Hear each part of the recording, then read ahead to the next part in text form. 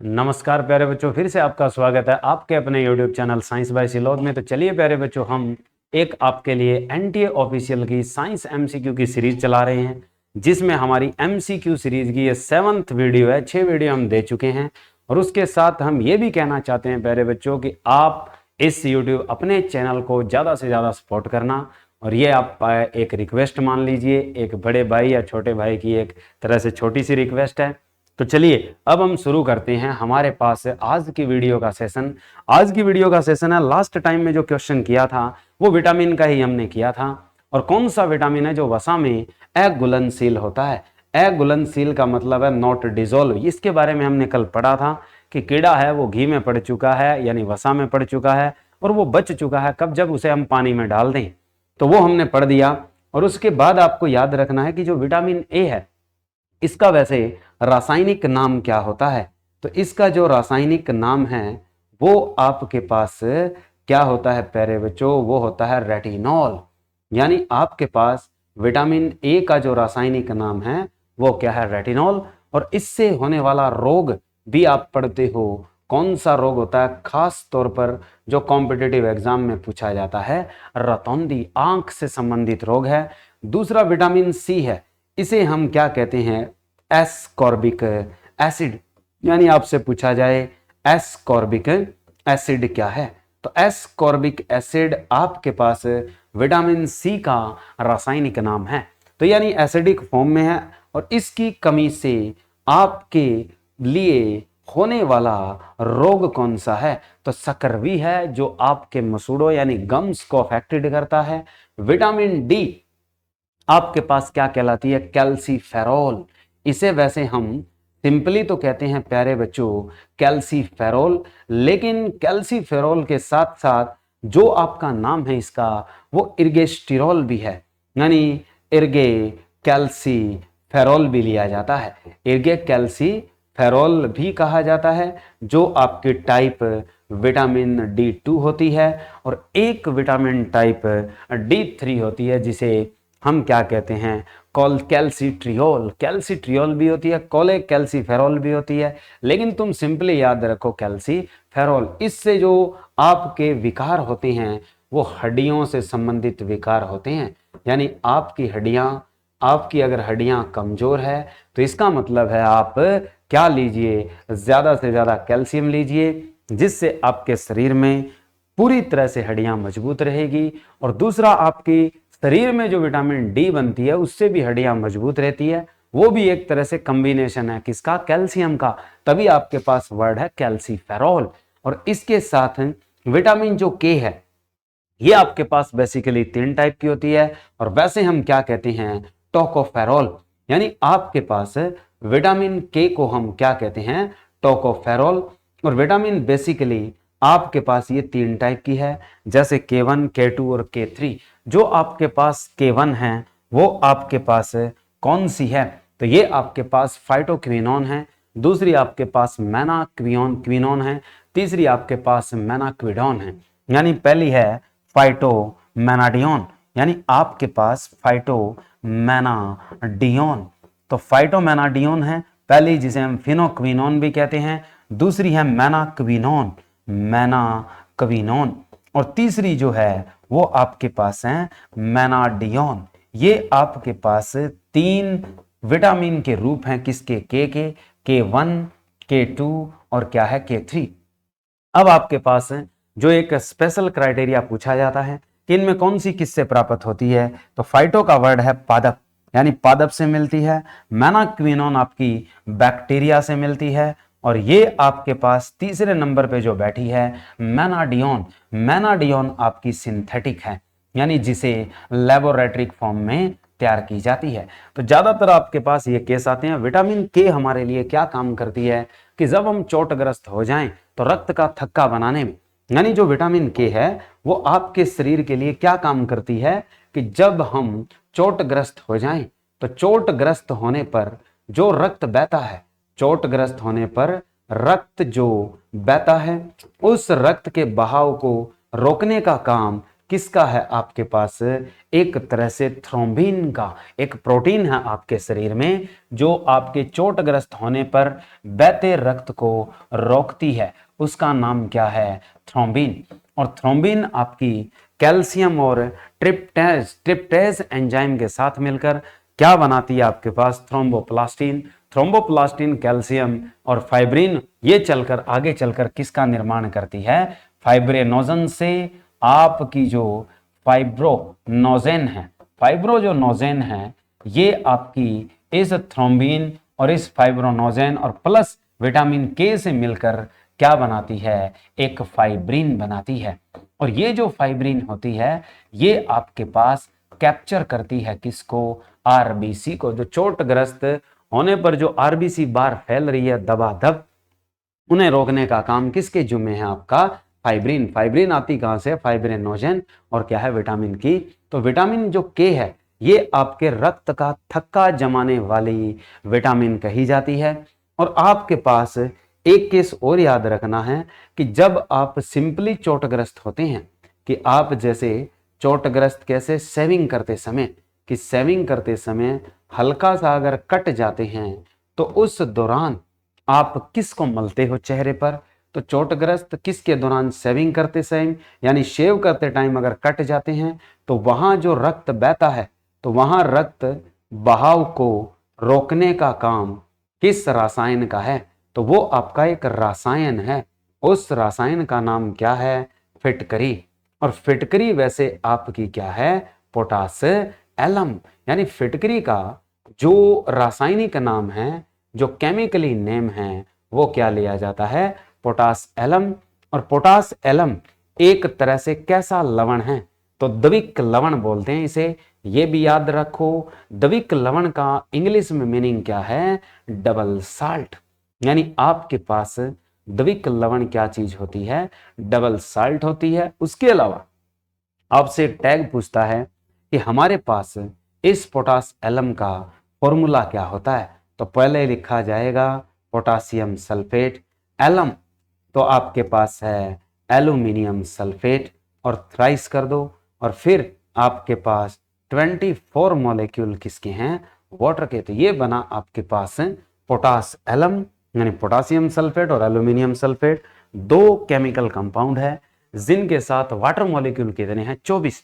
अब इसके अलावा जो ये पानी है, पानी की जो अछलनीय अशुद्धियां होती है, तो पानी की अछलनीय अशुद्धियां, तो अछलनीय जो अशुद्धियां होती है यानी नॉन फिल्ट्रेट इम्प्योरिटीज जो होती है, उनको नीचे बैठाने का काम भी कौन करती है, फिटकरी।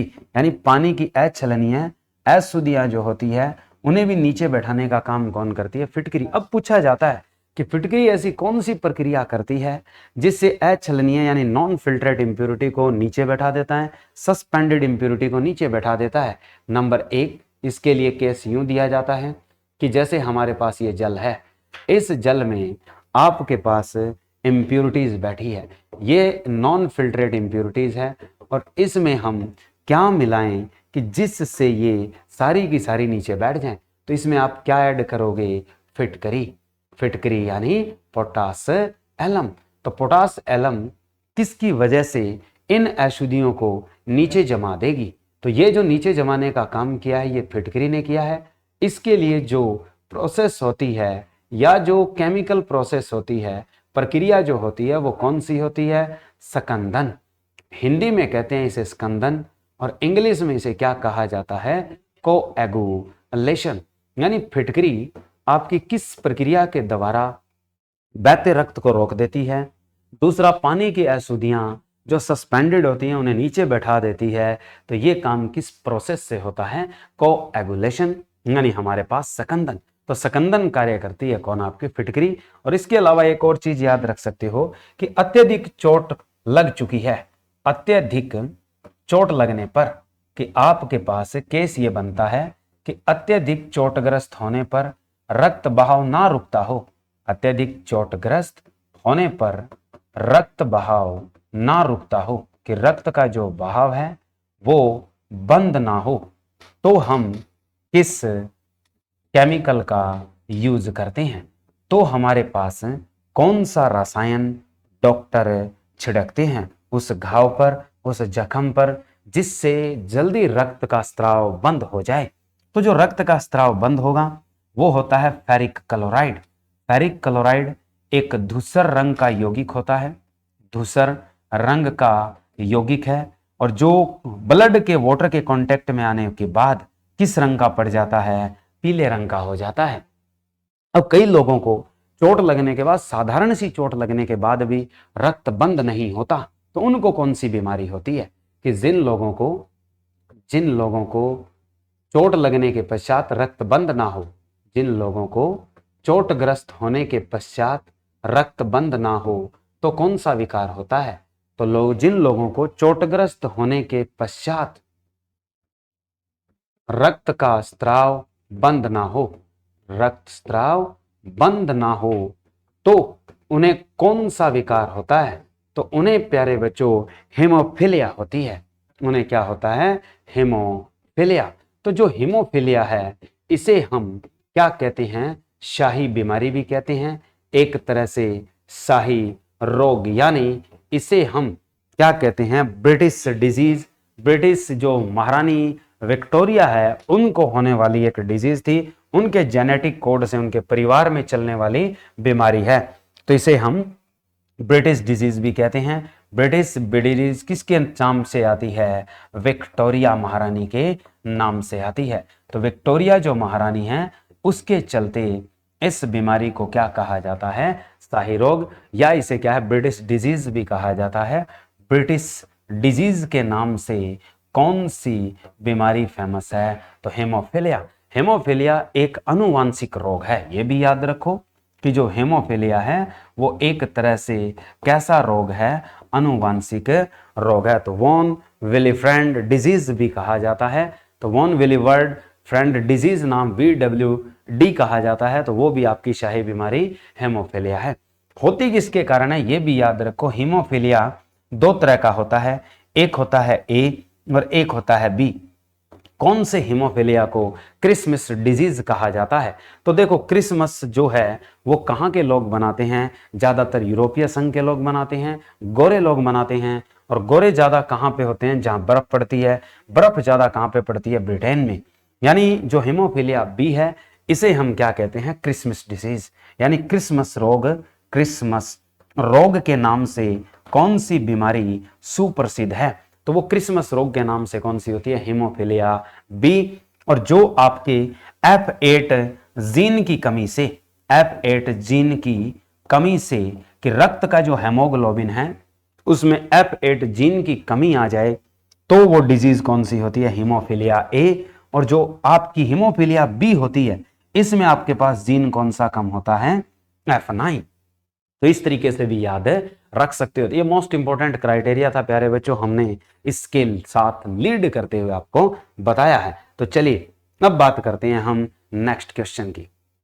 नेक्स्ट क्वेश्चन क्या है? किसी बच्चे का लिंग निर्धारण किस से होता है?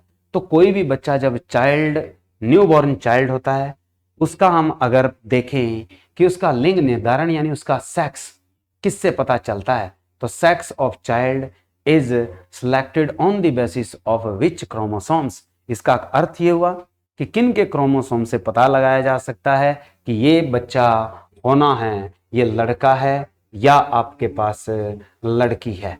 तो लड़का या लड़की होना ये आपके पास निर्धारित किससे होता है? पिता से होता है, फादर से होता है, फादर के गुणसूत्रों से होता है, फादर क्रोमोसोम से होता है। कैसे?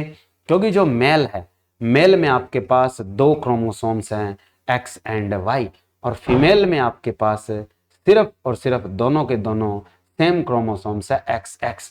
जब आपके पास दोनों एक साथ मिलेंगे X और X, तो आपके पास क्या होगी? लड़की। यानी फादर ने दोनों को सिलेक्ट करना है, क्योंकि मदर के पास तो दोनों ही क्या है? X। फादर से मिलने वाला X और मदर से मिलने वाला भी X हो तो क्या है? आपकी लड़की। और अगर फादर से मिलता है Y और मदर से मिलता है X, तो हमारे पास क्या है? XY। तब क्या होता है? पैदा लड़का। यानी लड़का और लड़की के पैदा होने का जो क्राइटेरिया है वो किससे संबंधित होता है? वो फादर के क्रोमोसोम से होता है, यानी फादर के गुणसूत्रों से होता है। कि फादर के क्रोमोसोम्स बताएंगे कि आपके पास लड़का या लड़की दोनों में से क्या होगा। तो ये डिसाइड कौन करता है? फादर का एक्स और फादर का वाई क्रोमोसोम्स ये डिसाइड करता है कि पैदा होने वाला बच्चा लड़का होगा या आपके पास लड़की होगी। अब बात आती है कि जो क्रोमोसोम्स है, गुणसूत्र का जो नामांकन किया है और जो खोज करता है, तो खोज करता वैसे प्लांट के चलते किसको कहा जाता है? नगेली को। इसका जो प्रथम जो खोज करता है प्लांट के चलते कोशिका विभाजन के खोज से, वो आता है नगेली को। और गुणसूत्र का जो नाम रखा है, जब आपका कोई यार है और वो अच्छा काम करता है तो उसमें कोई गुण होंगे, गुण होते हैं तो आप कहते हो वेल डन। तो यानी गुणसूत्र की जो खोज की है वो नामांकन के ऊपर वो वाल्डेयर ने की है। यानी आप याद रखोगे कि गुणसूत्र का जो नाम रखा है वो किसने रखा है? वाल्डेयर ने रखा है। तो ये प्रॉपर्टी थी प्यारे बच्चों क्रोमोसोम की। एक जैसे गुणसूत्रों को क्या कहा जाता है? समझाती है होमोक्रोमोसोम्स। और जो आपके भिन्न गुणसूत्र होते हैं उन्हें हम कहते हैं विजातीय क्रोमोसोम्स। और अब बात आती है कि जो कोशिका अर्धसूत्री विभाजन में जाती हैं उनमें गुणसूत्रों की संख्या क्या रह जाती है? आधी रह जाती है। तो उन्हें हम कौन सी सेल कहते हैं? हैप्लॉइड। और जब दोबारा से आपस में मिलकर निषेचित अंडा बनता है, जैसे मनुष्य के अंदर शुक्राणु हैं और मादा के अंदर अंडाणु हैं, दोनों मिलकर क्या देते हैं? कि निषेचित अंडा देते हैं। अंडा जो है, एग जो बनता है, जो अब निषेचित जाइगोट है, पहले क्या है? वो युग्मनज यानी हमारे पास गैमेटोजेनेसिस होगा और वो फिर किस में जाएगा? एक जाइगोट। जाइगोट जब बनता है तो जाइगोट में फिर से गुणसूत्रों की संख्या उतनी हो जाती है जो आगे पहले माता या स्तनदी कोशिकाओं में थी, जिनसे आपके पास क्या बने हैं? स्तपम और आपके पास ओवम बने हैं। आगे बात आती है प्यारे बच्चों हमारे पास कि किस वैज्ञानिक को प्रकाश संश्लेषण पर कार्य करने के लिए नोबेल पुरस्कार मिला। अब बात आती है कि प्रकाश संश्लेषण है क्या? कि प्रकाश संश्लेषण हमारे पास है फोटोसिंथेसिस। यानी प्रकाश संश्लेषण जो प्रोसेस है वो आपके पास क्या है? फोटोसिंथेसिस है। तो फोटोसिंथेसिस आपके पास कैसी अभिक्रिया है? यानी फोटोसिंथेसिस करने वाले सारे के सारे पादप कैसे हो सकते हैं? हरित पादप। यानी जो पादप वर्ग है वो आपके पास क्या करता है? फोटोसिंथेसिस। लेकिन कुछ आपके एनिमल भी है जो क्या करते हैं? फोटोसिंथेसिस। जैसे नंबर 1 फोटोसिंथेसिस करने वाली चीजें आपके पास क्या क्या हो सकती है? नंबर 1 आपके पास बैक्टीरिया जो क्या कर सकता है? फोटोसिंथेसिस। नंबर 2 आपके पास फोटोसिंथेसिस करने वाली बैक्टीरिया से थोड़ी बड़ी जो चीज है वो है आपकी शैवाल। उससे थोड़ी बड़ी चीज है साथ में, शैवाल के जो साथ लेते हैं नंबर 3 वो लेते हैं हम प्रोटिस्टा।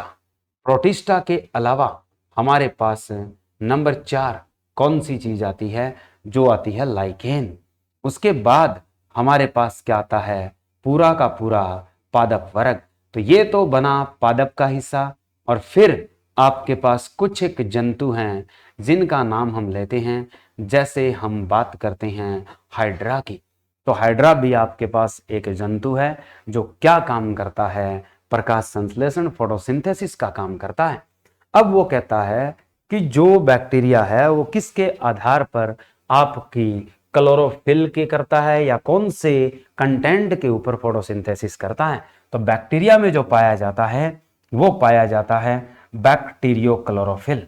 यानी इनमें जो पाए जाते हैं वो क्या पाए जाते हैं? Bacterio chlorophyll. और जो आपके पास प्रोटिस्टा है और जो शैवाल है, शैवाल का जो आपका क्लोरोफिल है उसे नाम क्या दिया जाता है? शैवाल के क्लोरोफिल को क्रोमैटोफोर कहते हैं। याद रखना, क्रोमैटोफोर कहा जाता है किसके? हरित लवक को, शैवाल के हरित लवक को। और जो आपके पास प्रोटिस्टा वर्ग है, प्रोटिस्टा में जो प्रकाश संश्लेषी होता है वो कौन होता है? ये भी आप याद रखोगे। तो प्रोटिस्टा में जो प्रकाश संश्लेषी होते हैं वो नंबर 1 युगलेना आती है और नंबर 2 आपके पास डाइनोफ्लैजिलेट्स आते हैं। तो आपके पास दो चीजें होती है, डाइनोफ्लैजिलेट्स और दूसरी चीज क्या है आपके पास? युगलेना। तो युगलेना आपकी संजीव और निर्जीव के बीच की भी कड़ी मानी जाती है। समपोषी और विषमपोषी के बीच की कनेक्टिविटी यानी हेटेरोट्रॉप्स और ऑटोट्रॉप्स के बीच की जो कड़ी है, कनेक्टिविटी है, वो कौन होती है? युगलेना। युगलेना को वैसे हम ग्रीन प्रोटोजोआ भी कहते हैं, यानी युगलेना जो है वो आपके पास ग्रीन प्रोटोजोआ है। तो ग्रीन प्रोटोजोआ किसे कहा जाता है? हरित प्रोटोजोआ किसे कहा जाता है? तो जो हरा प्रोटोजोआ है वो आपके पास किसे कहा जाता है? युगलेना को कहा जाता है, ये आप याद रखेंगे। तो ये तो कहानी थी। एक आता है नेविकुलार डाइएटम, जो प्रकाश की ओर अग्रसर होते हैं। प्रोटिस्टा में एक चीज डाइनोफ्लैजिलेट्स होते हैं, इनमें क्या आते हैं? Diatom. और कौन से डाई एटम है? नेविकुलार। तो डाई एटम नेविकुलार ऐसे डाइनोफ्लैजिलेट्स कैटेगरी है जो किसकी ओर जाते हैं? प्रकाश की ओर, प्रकाश की ओर अग्रसर रहते हैं। उसके बाद आता है अपने पास लाइकेन, कि लाइकेन आपके पास क्या है? तो लाइकेन जो है वर्ड थियोफ्रास्टस ने दिया था। लाइकेन एक सहजीवी संबंध है। लाइकेन जो है वो आपके पास कैसा संबंध है? एक सहजीवी संबंध है। ये सहजीवी संबंध किसके बीच है? ये सहजीवी संबंध प्यारे बच्चों कवक और शैवाल का है, कि कवक और शैवाल आपस में जो एक दूसरे को लाभ पहुंचाते हैं और एक दूसरे पे आश्रित रहते हैं, वो संबंध क्या कहलाता है? लाइकेन। लाइकेन की जो स्टडी होती है वो किस में होती है? लाइकेनोलॉजी में। आपके पास जो अध्ययन होता है लाइकेनों का वो किस में होता है? लाइकेनोलॉजी में होता है। और अब जो आपके पास जो लाइकेन पौधों की या पेड़ की छाल पे पाई जाती है उसे क्या कहा जाता है? कि जो लाइकेन पादप की, आपसे पूछे कि लाइकेन जो पादप की छाल या पत्तों पे मिलती है, लाइकेन कहाँ पाई जाती है? पादप पे। तो जो लाइकेन पादप पे पाई जाती है उसे कहा जाता है कॉर्टिकॉल्स। और जो लाइकेन आपकी चट्टानों पे पाई जाती है उसे क्या कहा जाता है? कि वो लाइकेन जो कहाँ पाई जाती है? चट्टानों पे। तो चट्टानों पे पाई जाने वाली शैवाल को क्या कहा जाता है? टैक्सिकॉल्स। यानी आपके पास दो तरह की लाइकेन बड़ी फेमस हैं। एक पादप पे मिलने वाली, पौधे की छाल, पौधे की पत्तियों पे मिलती है, वो आपकी होती है कॉर्टिकॉल्स। दूसरी चट्टानों पर मिलती है, वो कौन सी होती है? सैक्सिकॉल्स। अब लाइकेन एक ऐसी चीज है जिससे मिर्गी की भी दवाई बनाई जाती है। लाइकेन आपके पास जो मिर्गी की दवाई देती है वो कौन सी लाइकेन से मिलती है? वो मिलती है परमेलिया सेक्सटिलिस से। कि लाइकेन जो है ये बहुत जबरदस्त है, और वैसे इसे हम नेचुरल पॉल्यूशन इंडिकेटर भी कहते हैं। क्वेश्चन आता है कि जो नेचुरल पॉल्यूशन इंडिकेटर क्या है? कि जो नेचुरल पॉल्यूशन इंडिकेटर होता है, तो नेचुरल जो पॉल्यूशन इंडिकेटर है वो हमारे पास क्या है? तो नेचुरल जो पॉल्यूशन इंडिकेटर के नाम से जाना जाता है वो कौन जाना जाता है? यानी प्राकृतिक प्रदूषण सूचकांक। यानी जो प्राकृतिक प्रदूषक सूचकांक होता है या प्रदूषण सूचकांक होता है वो आपके पास कौन सी चीज होती है? तो नेचुरल जो पॉल्यूशन इंडिकेटर होता है वो कौन सी चीज है? लाइकेन। और किसका पता लगता है? तो नेचुरल पॉल्यूशन इंडिकेटर से हमें किसका पता चलता है? सल्फर डाई ऑक्साइड गैस का पता चलता है। कि आपसे पूछे कि ये पॉल्यूशन इंडिकेटर किसका पता लगाता है, तो ये सल्फर डाइऑक्साइड गैस का पता लगाता है। कैसे लगाता है? कि जिस क्षेत्र में सल्फर डाइऑक्साइड की मात्रा हो वहां लाइकेन उगते ही मृत हो जाती है, यानी मर जाती है। उस क्षेत्र में लाइकेन पनपती नहीं है। तो आपके पास वो टैग किसका है? लाइकेन का है। तो लाइकेन नंबर 1 पॉल्यूशन इंडिकेटर का काम करती है। किसका पॉल्यूशन मेजर करती है? Sulphur dioxide. इसके अलावा आपसे पूछा जाता है कि जो लाइकेन है, ऐसी कौन सी लाइकेन है जिससे हम लिटमस पेपर भी बनाते हैं? कि वो लाइकेन जिससे हम लिटमस पेपर बनाते हैं, और ऐसी लाइकेन जिससे हम नीला रंग भी प्राप्त करते हैं, तो वो लाइकेन कौन सी होती है? तो लाइकेन जिससे हम लिटमस पेपर बनाते हैं वो लाइकेन होती कौन सी है? वो भी याद रखो प्यारे बच्चों, कि लाइक करवाना है। लाइक हम किसको करवाते हैं? क्योंकि हम ज्यादातर हिंदुस्तान में लोग सबसे ज्यादा देवताओं को मानते हैं, और देवताओं को जब मानते हैं तो जब कोई देवता रूठ जाता है यानी रूठ जाता है, ज्यादातर यही हिदायत लगती है हमारे देश में कि हमें क्या है, किसी ना किसी देवता का दोष जरूर है, वो देवता रूठ चुका है, हमसे रूठ चुका है, और उसे हमें मनाना है यानी लाइक करवाना है, तो हम क्या करते हैं, पेट रगड़कर, नाक रगड़कर, माथा रगड़कर जाते हैं, यानी लेट कर तो याद रखना लाइकेन से क्या निकाला जाता है, लिटमस। और हम लेट कर लाइक करवाते हैं देवता को, देवता क्या हो चुका है, हमसे रूस चुका है, तो कौन सी लाइकेन आएगी, रोसेला। यानी रोसेला एक ऐसी लाइकेन है जिससे हमें क्या मिलता है, लिटमस पत्थर। और ये वो लिटमस पत्थर है जो आपके किसकी पहचान देता है, अमल अक्सार की पहचान देता है। और वास्तव में इस लिटमस का जो नेचुरल रंग होता है, प्राकृतिक जो रंग होता है, वो कैसा होता है, तो इसका प्राकृतिक रंग इस विलयन का कैसा होता है, आपका बैंगनी वायलट यानी पर्पल कलर होता है। किसका, लिटमस का पर्पल कलर, बैंगनी कलर होता है किस सॉल्यूशन का, लिटमस सॉल्यूशन का। अब एक लाइकेन का क्वेश्चन आया था कि हमने बताया था कि लाइकेन जो है जापान के लोग हैं वो भी खाने में इस्तेमाल करते हैं, और दूसरा हमारे लोग भी दक्षिणी भारत में भी लोग इसी लाइकेन का खाने में इस्तेमाल करते हैं। तो कौन सी लाइकेन है जिसका हमारे दक्षिणी भारत के लोग खाने में इस्तेमाल करते हैं। इसको ट्रिक से याद रख सकते हो कि जापान और इंडिया जो है वो परम मित्र है दक्षिणी भारत से। कैसे याद रखोगे, अब जापान में एक ट्रेजेडी भी हुई है, उनके किसी पूर्व प्रधानमंत्री को भी मार दिया गया। तो जापान और जो इंडिया है ये आपके दोनों परम मित्र है। ये आपके दोनों परम मित्र किस हिस्से से है, दक्षिणी भारत से। तो दक्षिणी भारत से दोनों के दोनों क्या हैं, परम मित्र हैं। तो इसको याद क्या रखना है, जापान और इंडिया एक चीज है। जापान के लोग किस लाइकेन का इस्तेमाल भोज्य पदार्थ में करते हैं, तो वो करते हैं, इंडिया से वर्ड याद रखना है इंडोकॉर्पन, यानी जो इंडोकॉर्पन है उसका इस्तेमाल जापान के लोग भोज्य पदार्थ में करते हैं।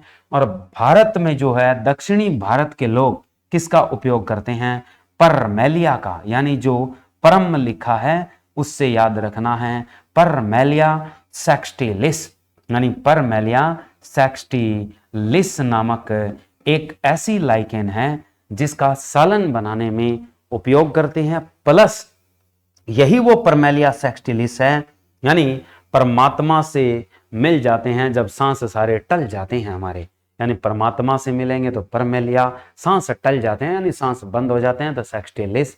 तो हम क्या होते हैं, मर जाते हैं। मर जाते हैं तो क्या याद रखो, मिर्गी। तो मिर्गी की जो औषध है वो आपकी किससे बनाई जाती है, परमेलिया सेक्सटिलिस से बनाई जाती है। तो ये भी एक मोस्ट इंपोर्टेंट टैग है किसका, लाइकेन का। अब यहां से एक क्वेश्चन आता है प्यारे बच्चों कि लाइकेन जो है, लाइकेन आपके पास एक और टैग देकर जाती है। लाइकेन क्या टैग देकर जाती है, इसमें जो कवक और शैवाल है कौन क्या देता है, यह भी इंपॉर्टेंट है कि शैवाल क्या करती है और कवक क्या करता है। कि जो कवक है वो आपके पास, जैसे ये आपके पास शैवाल बैठी है और ये आपके पास कवक बैठा है, और ये किसके साथ है, मिट्टी के साथ। तो क्या करता है, ये कवक भूमि से या जहां कहीं भी बैठे हैं वहां से क्या देता है, जल और प्लस खनिज लवण। क्या देता है, जल और खनिज लवण और विटामिन्स प्रदान करता है किसको, शैवाल को। और शैवाल इनको लेकर सूर्य के प्रकाश में क्या करती है, प्रकाश संश्लेषण। अब आपके पास जो शैवाल है वो क्या लेती है, जल और खनिज लवण किससे लेती है, कवक से। और जो कवक से लेती है उसका प्रकाश संश्लेषण में इस्तेमाल करके क्या बनाती है, कार्बोहाइड्रेट। क्या बनाती है, कार्बोहाइड्रेट। तो शैवाल कार्बोहाइड्रेट किसे देती है, कवक को। तो यानी कवक को क्या मिलता है, कार्बोहाइड्रेट, तेल बिंदु, और शैवाल को क्या मिलता है, जल और खनिज लवण। तो ये प्रॉपर्टी थी किसकी, लाइकेन की। उसके बाद हमारे पास जो पॉइंट मिलता है वो मिलता है पादप का, यानी शैवाल के बाद हमने ये पढ़ दिया। तो अब पादप जगत, पादप जगत में जितने भी वर्ग हैं, जैसे क्या है, पादप जगत में कौन कौन सी आती है, जैसे एक शैवाल बताई है तो उसमें थैलोफाइटा भी होते हैं।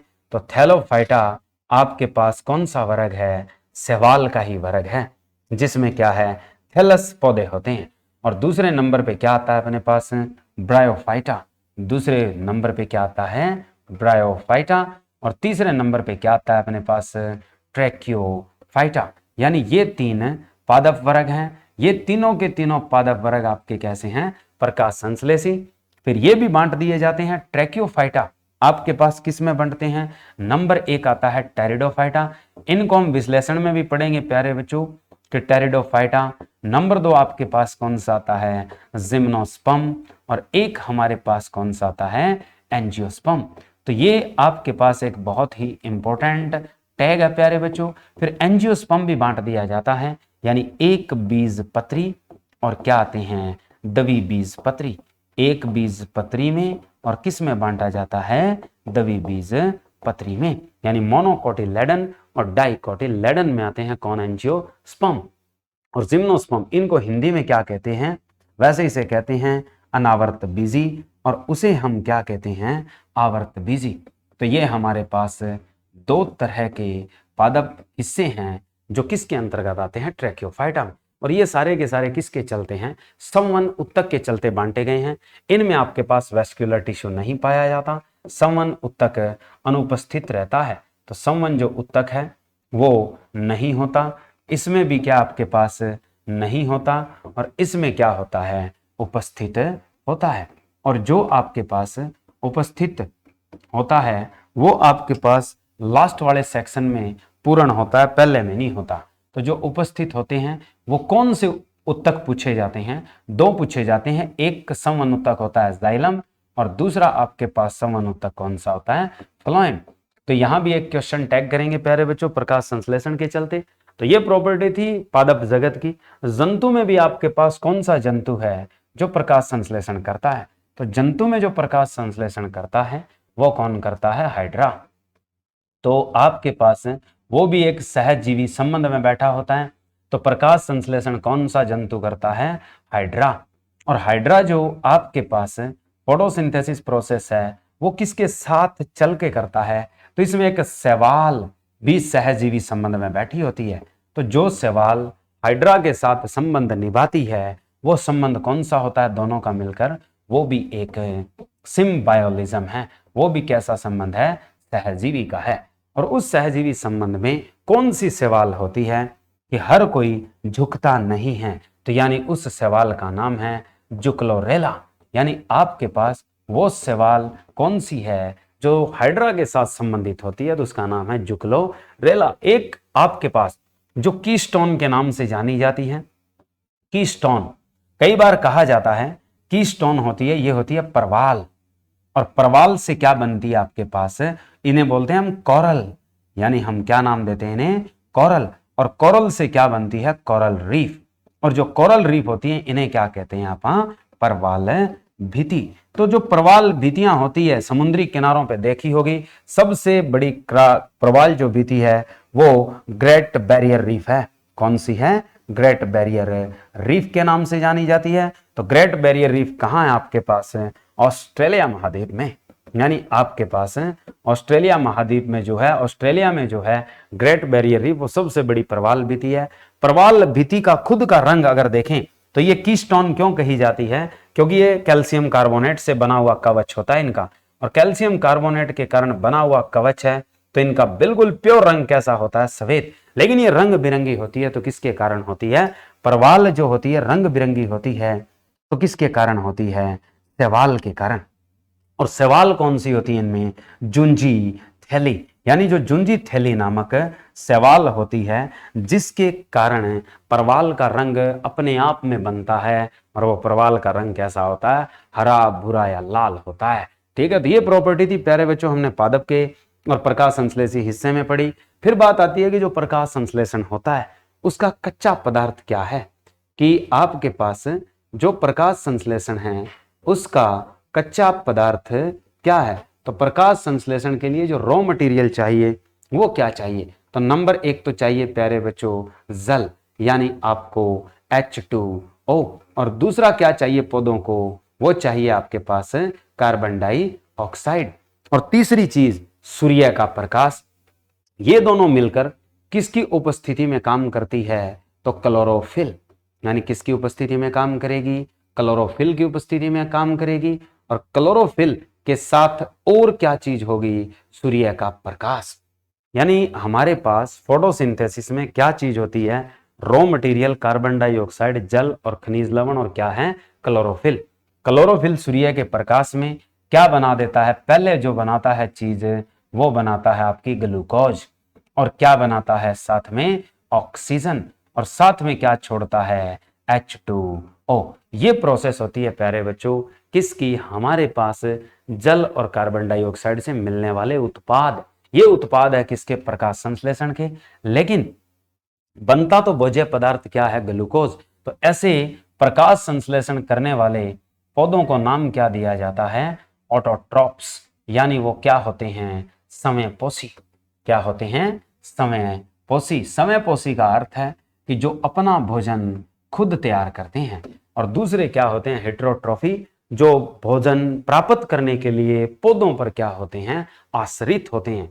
अब बात आती है कि जो ग्लूकोज है ये बना लिया जाता है, ये भोजन के रूप में जो बनने वाला यौगिक है पौधों का वो होता है ग्लूकोज। अब बात आती है कि पादप किस के रूप में भोजन को संचित करते हैं? तो किस यौगिक के रूप में संचय करते हैं? कि पौधों में जो यौगिक संचय होता है वो क्या चीज है? तो वो भी आप लोग याद रखेंगे। वो आपके पास किसका संचय करते हैं? स्टार्च का। और जो पौधों में भोजन का संचय स्टार्च में होता है, तो इसे संचय करवाने में योगदान देने वाला टिश्यू कौन सा होता है? तो इसको ट्रांसपोर्ट करने वाला या योगदान देने वाला, इसके लिए ट्रांसपोर्टेशन में, स्थानांतरण में कौन सा उत्तक काम में आता है? कौन सा टिश्यू अपना योगदान देता है? तो आपको याद रखना है फ्लोएम। और इसीलिए फ्लोएम को स्टोरेज टिश्यू यानी हम क्या कहते हैं? संचय उत्तक भी। और एक उसका नाम क्या है? बास्ट उत्तक भी। यानी कहीं ज्यादा विस्फोटक पदार्थ इकट्ठा हो जाए तो वहां क्या हो सकता है? ब्लास्ट। तो वैसे स्टार्च है ये एक तरह से क्या है? आपका स्टोरेज पदार्थ है। ये ज्यादा जमा हो जाए तो इसमें भी क्या वर्ड याद रखना है? ब्लास्ट। तो बास्ट भी किसका नाम है? इसी स्टोरेज या इसी फ्लोएम का नाम है। तो ये कहानी थी प्यारे बच्चों अपने पास एक तरह से स्टोरेज की। अब बात करते हैं कि क्लोरोफिल क्या है। कि क्लोरोफिल एक तरह से क्या है? प्लास्टिड है, यानी लवक है। यानी जो आपके पास प्लास्टिड्स हैं, तो यानी जो प्लास्टिड्स हैं ये आपके पास कितने टाइप के होते हैं? तो लवक जो होते हैं वो 3 तरह के होते हैं। नंबर 1 होते हैं ल्यूकोसाइट। नंबर 1 क्या लिखे जाते हैं? ल्यूकोसाइट। और दूसरा आपके पास जो लवक है वो कौन सा होता है? क्रोमोप्लास्ट। और तीसरा आपके पास कौन सा है? क्लोरोफिल। तीसरा जो है वो आपके पास कौन सा है? क्लोरोफिल। जो क्लोरोफिल होता है ये हरित वर्णक होता है। क्लोरोफिल को क्या कहते हैं? हरित लवक। यानी जो आपके पास हरा जो प्लास्टिड है वो कौन सा होता है? हरित लवक कौन सा होता है? क्लोरोफिल। क्लोरोफिल का जो केंद्रक तत्व है वो कौन सा होता है? वो भी याद रखें आप, मैग्नीशियम। क्लोरोफिल का सेंट्रल जो एलिमेंट होता है वो कौन होता है? मैग्नीशियम। अब आप याद रख सकते हो कि क्लोरोफिल ए और बी क्या है? तो क्लोरोफिल ए और बी एग्जाम में पूछे जाते हैं प्यारे बच्चों, वो भी आप लोग याद रखें कि जो आपका क्लोरोफिल ए और बी है, तो क्लोरोफिल जो ए है उसका फॉर्मूला क्या होता है? C55H72O5N4 और क्या होता है? Mg। ये हमारे पास क्या है? क्लोरोफिल ए होता है। दूसरा हमारे पास क्या होता है? Chlorophyll B. दूसरा क्या होता है? क्लोरोफिल बी, जिसको हम लिख सकते हैं C55H के अंदर 2 घटा दो और ऑक्सीजन में 1 जोड़ दो और N4 और क्या होता है? Mg। इसमें मैग्नीशियम के चारों ओर पोरफायरिन रिंग कितनी होती है? 4। याद रखना कि पूछा जाता है कि क्लोरोफिल में पोरफायरिन रिंग कितनी होती है। तो जो पोरफायरिन रिंग बनती है, तो पोरफायरिन रिंग जिनसे मैग्नीशियम घिरा होता है उनकी संख्या कितनी होती है? 4। तो पोरफायरिन रिंग कितनी होती है? मैग्नीशियम के चारों ओर 4 होती है। किस केस में? क्लोरोफिल के केस में। अब बात आती है हमारे पास जो हमने प्लास्टिड्स लिखे हैं, तो प्लास्टिड में हमारे पास क्या है? जो प्लास्टिड का केस है उसमें हमने जो बात लिखी है क्रोमोप्लास्ट की, और ल्यूकोप्लास्ट की। ये क्या जुगाड़ है? तो ल्यूकोप्लास्ट क्या होते हैं? जड़ों में या तने के उस हिस्से में जहां कोई रंग ना हो, यानी जैसे जड़ों का रंग मल मैटा और कैसा होता है? भूरा। तो किसकी वजह से होता है? ल्यूकोप्लास्ट। तो हमारे पास जो ल्यूकोप्लास्ट है, ल्यूकोप्लास्ट आपके पास खास तौर पर कैसा लवक है? तो ये कलरलेस है। ये आपके पास कैसा है? कलरलेस। इसे अवर्णीय लवक भी कहा जाता है। क्वेश्चन आता है अवर्णीय लवक कौन सा होता है? तो आपके पास कलरलेस जो प्लास्टिड होता है वो कौन सा होता है? ल्यूकोप्लास्ट। और ल्यूकोप्लास्ट खास तौर पर पादप के किस हिस्से में पाया जाता है? जड़ों में पाया जाता है। ये भी आगे चल के कितने हिस्से होते हैं? 3। नंबर 1 आपके पास आता है अमाइलोप्लास्ट, यानी हमारे पास एक जो आता है वो कौन सा आता है? अमाइलोप्लास्ट। दूसरा आता है अपने पास इलियोप्लास्ट, यानी हमारे पास अमाइलोप्लास्ट और क्या है? इलियोप्लास्ट। तीसरा जो होता है वो होता है आपके पास प्रोटीनोप्लास्ट। यानी ये 3 तरह के ल्यूकोप्लास्ट हैं।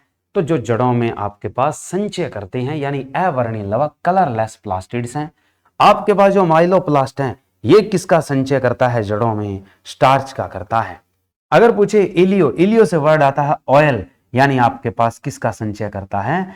तेल बिंदु का, यानी ऑयल ड्रॉप। और किसका लिख सकते हो तुम? वसा। तीसरा है प्रोटीनोप्लास्ट, ये किसका संचय कर सकता है? प्रोटीन का। तो ये 3 केस थे प्यारे बच्चों हमारे पास है ल्यूकोप्लास्ट के। अब ल्यूकोप्लास्ट के साथ हम बात करना चाहेंगे किसकी? 2 वर्णीय लवक की, जिसमें से एक क्लोरोफिल के बारे में तो हमने पढ़ दिया, क्रोमोप्लास्ट के बारे में आपको और बता देते हैं।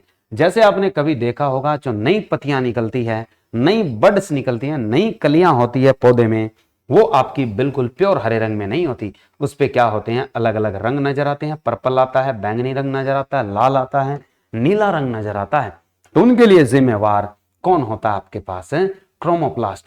यानी जो ये क्रोमोप्लास्ट है, ये आपके पास 2 तरह के खास हैं, वैसे 3 हैं।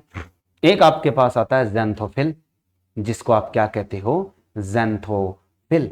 और दूसरा आपके पास कौन सा आता है? कैरोटीन। और तीसरा आपके पास कौन सा आता है? एंथोसाइनोनिन। एंथोसाइनिन, यानी आपके पास एंथोसाइनिन। तो यानी एंथोसाइनिन जो है, ये आपके पास एरिथ्रोसाइनिन भी होता है। एंथोसाइनिन और एरिथ्रोसाइनिन 2 होते हैं, याद रखो। एंथोसाइनिन और एक अपने पास क्या है? एरिथ्रोसाइनिन। तो एंथोसाइनिन, एरिथ्रोसाइनिन, ज़ैंथोफिल और कैरोटीन। ज़ैंथोफिल के कारण रंग जो होता है वो कैसा बनता है? पीला। आपसे पूछे कि ज़ैंथोफिल रंग कैसा देता है? पीला। जैसे कोई भी फल पकता है, जैसे आम पक गया, उसका रंग कैसा है? पीला। और उसके बाद पत्तियां पीली होकर गिरती है, तो वैसे उसमें डीएक्टिवेशन होती है। और जो मरती नहीं है पत्तियां और नेचुरली पीली रहती है, उनमें क्या होता है? आपके पास ज़ैंथोफिल। उसके अलावा आपके पास आता है कैरोटीन। कैरोटीन के कारण रंग आपने देखे होंगे, जैसे गाजर, गाजर में कैरोटीनॉइड्स होते हैं। गाजर में जो कैरोटीन होते हैं उसके कारण रंग कैसा होता है उसका? हम बताते हैं हल्का लाल और नारंगी। दूसरा टमाटर में, टमाटर में किसके कारण? तो गाजर में कैरोटीन या कैरोटीनॉइड के कारण रंग लाल है या नारंगी है। और टमाटर का रंग किसके कारण है? लाइकोपेन के कारण। तो लाइकोपेन के कारण टमाटर का रंग कैसा होता है? पका हुआ लाल। उसके अलावा रह गया चुकंदर, यानी चुकंदर का रंग कैसा होता है? गुड्डा लाल। तो चुकंदर का रंग किसके कारण होता है? बिटानिन। तो बिटानिन के कारण चुकंदर का रंग कैसा होता है? लाल। एंथोसाइनिन कहाँ नजर आता है? जैसे कोई भी पादप की पत्तियां, फूल, उनमें रंग अगर नीले और लाल हो और बैंगनी हो, यानी आपके पास रंग कैसा नजर आए? नीला, कैसा नजर आए? बैंगनी, या कैसा नजर आए आपको? लाल। तो वो किसकी वजह से है? एंथोसाइनिन की वजह से। ये प्रॉपर्टी थी प्यारे बच्चों हमारे पास है 3 तरह के मिलने वाले इन क्लोरोप्लास्ट की, यानी जो आपके पास क्रोमोप्लास्टिड्स हैं। उसके बाद हमारे पास बात ही आती है कि हमारा क्वेश्चन का जो आंसर है, किस वैज्ञानिक को प्रकाश संश्लेषण की खोज के लिए नोबेल पुरस्कार मिला था? तो वो थे आपके मेल्विन केल्विन।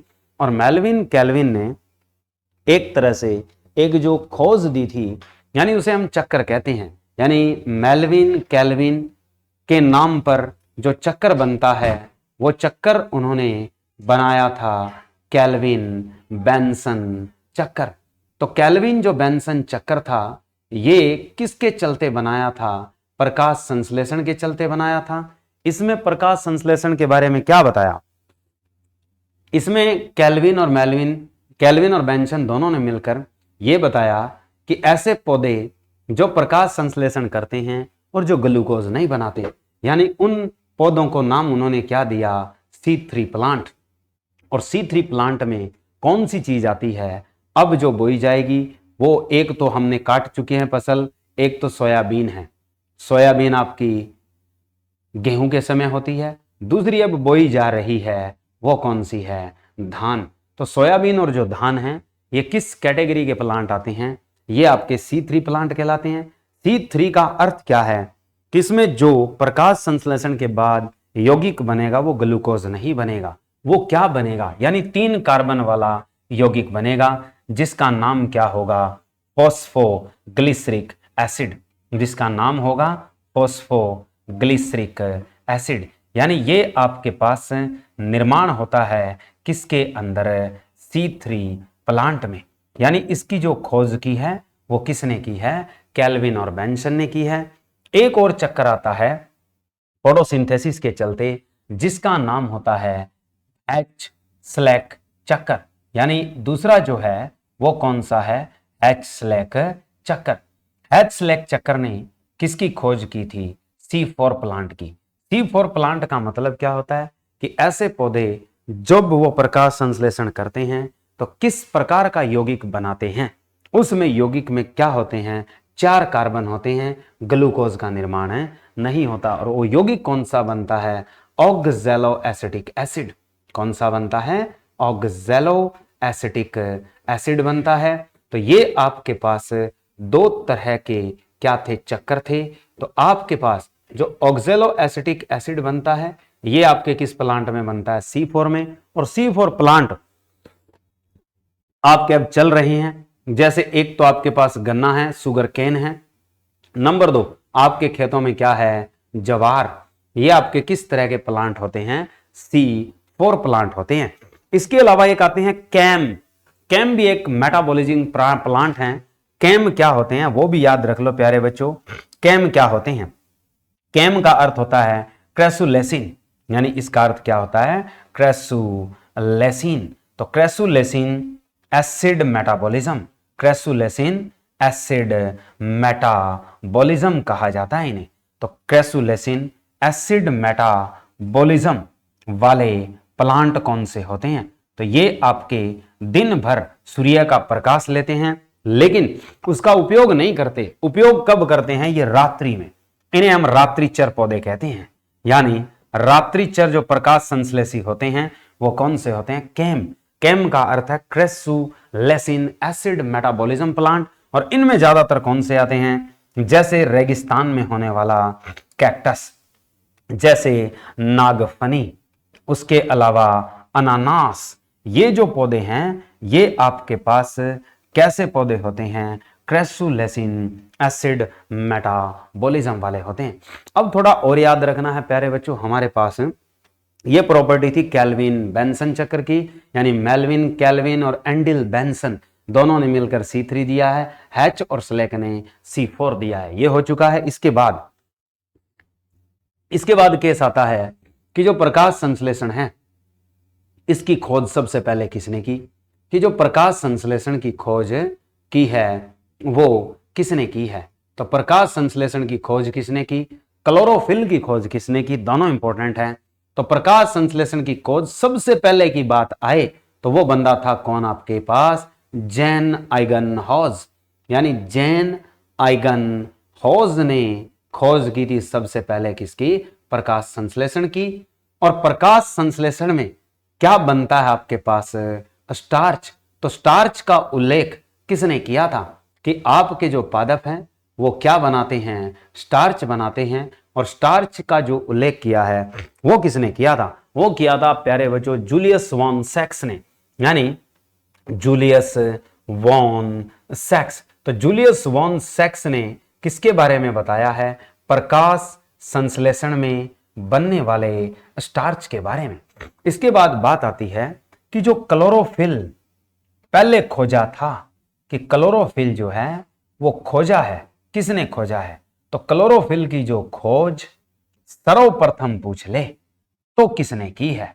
तो क्लोरोफिल की खोज सर्वप्रथम जो की है वो दो बंदों ने मिलकर की है। पहला कौन सा है? पहला है जोसेफ बेनोमी। जोसेफ बेनोमी, जोसेफ बेनोमी ह्यूगो, ठीक है। और एक क्या था? Pelletier Pierre Joseph, Pierre Joseph Pelletier. यानी ये आपके पास दो वैज्ञानिक, दार्शनिक, कुछ भी कहो, जिन्होंने सबसे पहले क्या है खोज की है, किसकी? क्लोरोफिल की। तो इसमें नाम किसका पूछा जाता है?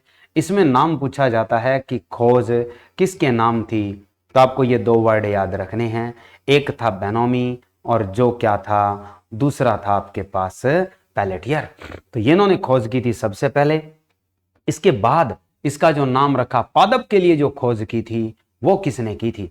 पादप के लिए जो कोशिका के अंदर बैठे क्लोरोफिल की खोज की है। तो पादप कोशिका से जो खोज लेकर आया था वो कौन लेकर आया था? वो लेकर आया था अपने पास मोहल। कौन लेकर आया था? मोहल, ह्यूगो वॉन मोहल। तो ह्यूगो वॉन मोहल ने खोज की थी किससे? पादप कोशिका से। और क्लोरोफिल का जो नाम रखा है वो किसने रखा है अपने पास? सचिम्पर ने। यानी आपसे पूछा जाए कि इसका नाम किसने रखा है, तो नाम रखा था प्यारे बच्चों किसने? सचिम्पर ने। तो ये प्रॉपर्टी थी प्यारे बच्चों हमारे आज की वीडियो की। तो प्यारे बच्चों आज के लिए इतना ही, बाकी हम नेक्स्ट वीडियो में नई सीरीज के साथ मिलेंगे। तो आज के लिए इतना ही। जय हिंद, जय भारत।